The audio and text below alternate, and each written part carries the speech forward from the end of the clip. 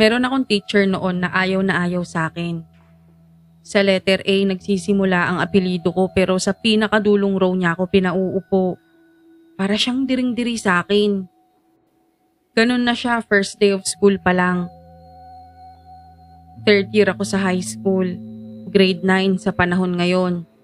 Umpisa pa lang napansin ko na tila ba nabahuan siya sa akin. Siguro mga kalahating taon akong nalungkot nun. Kasi akala ko may putok o baktol ako. Kahit pa anong panguuto ng nanay ko sa akin na hindi ako mabaho. Baka raw kamukha ko lang yung ex ni ma'am na nangloko sa kanya. Hindi pa rin ako maniwala. Siguro ikaw napapaisip ka, bakit sobrang apektado ko? Ganito kasi, kilala si ma'am sa buong school na mabait na teacher. Walang masamang kwento tungkol sa kanya. Yung mga pinsan kong ahead sa akin ng ilang taon siya ang bukang bibig. Ayun nga, ang daming kwento tungkol kay ma'am na sobrang cool niya. Kaya nalungkot talaga ako. Pero nawala yung lungkot ko nung malaman ko kung bakit ayaw niya sa akin. May kaklase akong kambal. Pareho silang babae. Magkamukha sila pero hindi tulad ng ibang kambal. Alam mo agad kung sino si B1 at si B2. Si B1 kasi emo ang pormahan, punks not dead. Si B2, siya yung kikay. Hindi ko sila close pero syempre kilala namin ang isa't isa kasi nga magkakaklase kami. Nung araw na yun wala kaming first at second subject kaya alas 10 na ako pumasok.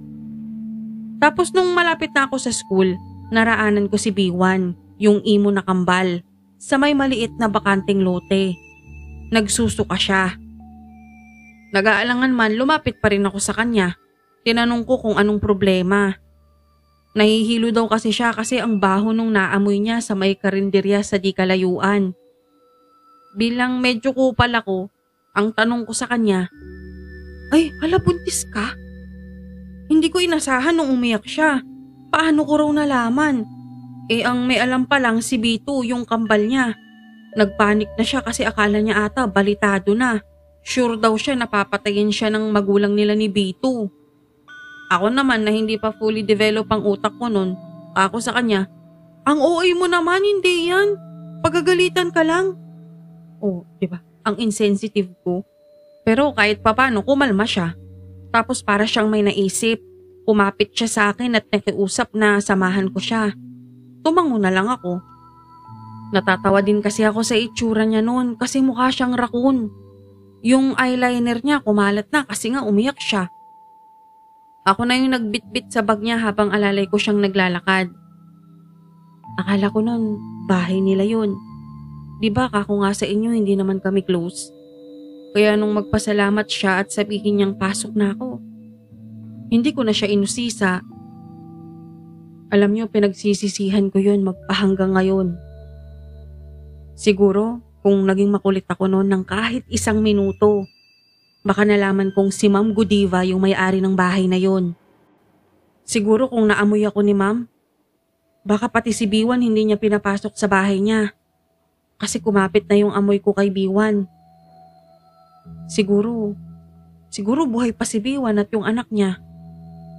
Kaso, ano bang alam ko, di ba?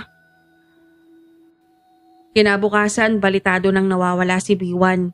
Tapos sa araling panlipunan namin kung saan si Ma'am Godiva ang teacher, taas noo si B2 na nilapitan siya at tinanong kung nasaan ang kakambal niya. Ayon kay B2, nakapag-text pa kasi sa kanya si B1 na nasa bahay na siya ni Ma'am Godiva kahapon. Saka siya humarap sa akin. Sabi pa ng kakambal ko, si Boyet ang naghatid sa kanya sa bahay niyo kahapon. Ma'am. Wala naman sa sarili na napatango ako. Si Ma'am Godiva naman hindi makasagot o nakagalaw man lang. Nanlalaki ang mga mata niya na nakatitig lang kay B2. Tapos may dumating na 2 pulis, babae at lalaki. Inimbitahan nila sa presinto si Ma'am kasi may mga nakakita din palang iba kay B1 doon sa bahay niya. Ayon pa sa kapitbahay mismo ni Ma'am, hindi pa niya nakita na lumabas si B1 mula kahapon. Hindi na nahanap pa si B1. Pero dahil sa pagkawala niya, naging close kami ni Bito. Asawa ko na nga siya ngayon eh. Siya rin ang nagmulat sa akin sa mundo na hindi mapaliwanag. Bago kasi kami magka-developan, nakailang pasama siya sa akin sa iba't ibang mga manggagamot. Nagbabaka sakali siyang may isa na makahanap sa kakambal niya. Kaso, iisa lang ang sinasabi ng lahat ng pinuntahan namin. Wala na si Biwan. Patay na. Pinatay at kinain ng utay-utay ng isang aswang. Dapat kasi hindi ako maniniwala. Kasi naman 'di ba, sa panahong 'to aswang. Pero may isa pang sinabi ang lahat ng mga albularyong pinuntahan namin. Hindi tungkol kay Biwan, kundi tungkol sa akin. Ikaw, tipo ka niya. Pero hindi para kainin. Niligtas ka lang ng diet mo. Sabi nila. Kaso wala namang nagpaliwanag nun, isa man sa kanila. Hanggang isang gabi, nasa honeymoon kami ni Bito. Bigla na lang napatayo siya ng kama. Wala pa nga siyang saplot eh. Pero namimilog ang mga mata niya. Hoy! Alam ko na kung bakit ayaw sa'yo ni Ma'am Godiva. Kasi nga sa mga kinakain mo. Ngayon ko lang napagtagni-tagni lahat. Diba, Boyet? Mula nung magpakasal si Tito at Mama mo, si Tito na yung kamong hands-on sa pagluluto ng mga pagkain sa bahay ninyo. Tapos kanina, napansin ko na lagi kang may side dish na kimchi. Tapos yung manok na in-steam na dala ni Tito kanina, sa loob nun, maraming bawang. Tapos nilantakan mo yun. Diba ang request mo rin kay Tito, sana mag-bake siya ng tinapay tapos meron yung garlic spread. Yung maraming olive oil. Dahil nga sa diet mo kaya nanunuot sa'yo yung amoy ng bawang. Sensitive ang senses ng mga aswang, Boyet. Naaamoy ni Ma'am Godiva yung amoy ng bawang sa'yo, kaya lagi kang nasa dulong row. Alam nyo, totoo lahat ng sinabi ni Bito. Koreano kasi ang stepfather ko, businessman, hawak ang sariling oras, love language ang act of service. Kaya siya ang gumagawa ng mga gawaing bahay. Pagkawala ni Biwan, medyo matagal din na natuon ng pansin ng mga pulis at mga tao kay Ma'am Godiva. Kaso dahil nga ang ebidensya lang na matatawag ay mga salita, wala ring nangyari. Mas lalo lang siyang naging inosente sa paningin ng nakararami nung sabihin niyang pumapayag siyang halughugin ng mga pulis ang bahay niya. Pero naman kasi, ginawa niya yun 1 buwan na mula nung mawala si Biwan. Sa 2nd buwan din, natagpuan na lang ang kapitbahay ni Ma'am na patay na. Inatake daw sa puso. Nakamulat pa ang mga mata at nakanganga. Namatay sa takot, ika nga. Pero hindi tumigil si Bito sa paghahanap ng sagot sa pagkawala ng kakambal niya. At lalong hindi kami nambibintang lang. Lahat ng lead na nakukuha namin, dinadala kami sa iisang tao. Kung tao nga ba siya. Naging pulis si Bito. Dala na rin ang nangyari sa kakambal niya. Mula nang maging pulis siya, sinimulan niya na yung pag-iimbestiga. Noong una nga kahit pa si Ma'am Godiva ang prime suspect ni Bito, hindi siya kay Ma'am nag-focus. Inuna niyang imbestigahan yung mga kaso ng mga taong nawala dito sa lugar namin. Napansin agad niya na may 2 klase lang ng taong nabalitang nawawala dito. Yung una, teenager na babae, at pangalawa, mga taong lansangan.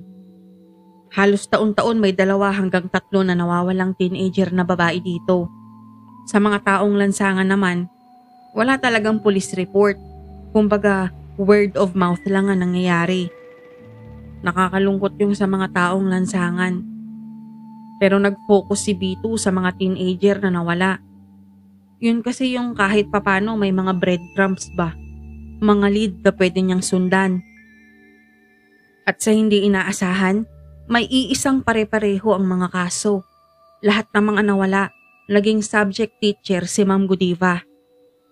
Sa pagkalkal niya ng mga reports, nalaman niyang 6 na beses nang naimbitihan sa police station si Ma'am. Lahat yun tungkol sa mga estudyanteng nawawala. Yun nga lang, doon na natatapos ang involvement ni Ma'am sa mga kaso. Dapat nun titigilan na ni Bito ang pagbibintang kay Ma'am Godiva. Sabi pa niya sa akin, Siguro daw ibang aswang yung yumari sa kakambal niya. Siguro daw aswang nga si ma'am, pero hindi si ma'am yun. Balak pa nga niyang mag-sorry nun kay ma'am eh. Kaso, sa isa sa mga report, yung nawala noong 1998, may napansin siyang note. Note ng investigador na nakahawak sa may kasong yun. Yung investigador, pinaghihinalaan na si Ma'am Godiva ay may kinalaman sa pagkawala ng dalaga. Katulad kasi sa kaso ni B1, yung nawala noong 1998, may witness na nakakita na pumunta yung biktima sa bahay ni Ma'am Godiva. Eto pa, 3 yung witness. Kaso hindi niya na nagamit ang mga statement nila dahil kinabukasan natagpuan ang mga katawan nila malapit sa school. Tad-tad ng saksak. Yung 3 witness na yun, hindi magkakakilala. Kaya yung kaso nila ay natabunan yung pagkawala ng dalaga. Kasi nga akala ng nakararami, kahit ng karamihan sa mga pulis, nakikipagtanan lang yung mga nawawala. Pero kalaunan naging cold case lang din yung kaso ng 3 witness. Pero dahil sa nangyari, yung investigador inimbestigahan ng palihim si Ma'am Godiva at ang tatay niya. Pinuntahan namin ni Bito yung investigador na retirado na at matanda na. Nalaman namin na yung kaso ng 3 witness. Nang maging cold case yun, nag-retire na siya. Nang mahanap namin siya at sabihin namin ang pakay at tingin namin kung ano talaga si Ma'am Godiva, naiyak siya sa saya. Salamat, hindi nga ako baliw. Tama nga ako na may kinalaman siya sa pagkawala ng ilan sa mga kabataan sa atin. Nang sabihin din ni Bito sa kanya na naniniwala siyang aswang si Ma'am Godiva, nanlaki ang mata ng matandang investigador. Oo nga, puro buntis ang mga nawawala. Alam mo rin ba, yung isa sa 3 magiging witness sana para mas maimbestigahan pa siya. Ang sabi sa akin, bata pa lang siya nakikita niya na si Godiva. Hindi nagbago ang itsura. Sinundan ko yung lead na yun. May mga nakausap ako na katulad ng sinabi sa taong yun. Ang naisip ko pa nga nun, baka engkanto siya at hindi aswang. Kasi imposible namang walang makaalala, diba? Pero tama kayo. Puro mga buntis ang nawawala. At sa tuwing magkakaroon ng witness na makakapagpatunay na siya ang huling kasama ng mga biktima, namamatay ang mga yun. Nakaramdam na ako ng takot nun. Hanggang sa nalaman ko na hindi lang pala ako pero maging ang asawa ko. Kasi kahit pulis siya at may baril, alam niyang banu siya katapat ang aswang. Natatakot din siya na idamay ni Ma'am Godiva ang mga pamilya namin. Boyet, di naman siguro magagalit si B1 kung ititigil ko na muna ang paghahanap, diba? Kasi diba kung buhay pa siya. Hindi maituloy ni Bito ang gusto niyang sabihin, pero gets ko agad. Naiintindihan ko. Kaya nang bumuo na kami ng pamilya, hindi pa muna kami dito sa amin nagstay. Na destino din kasi siya sa ibang bayan. Ayoko namang mahirapan siya sa araw-araw na biyahe kaya ako na ang nag-adjust. Nang ma-stroke ang tatay niya, 11 taon na ang anak naming kambal. Doon na kami nagpasyang umuwi para may kasama ang nanay niya na mag-alaga kay tatay. Hindi na 3rd year ang hawak ni Ma'am Godiva noon. Grade 7 na. At sa unang araw ng pasukan, pagka-uwi ko galing duty sa ospital, sinalubong ako ng 2 kong anak. Nakabusangot, sa lubong ang mga kilay. Kusot na kusot ang mukha. Habang ang mama nila natatawa sa isang sulok habang kumakain ng isang bandehadong kimchi.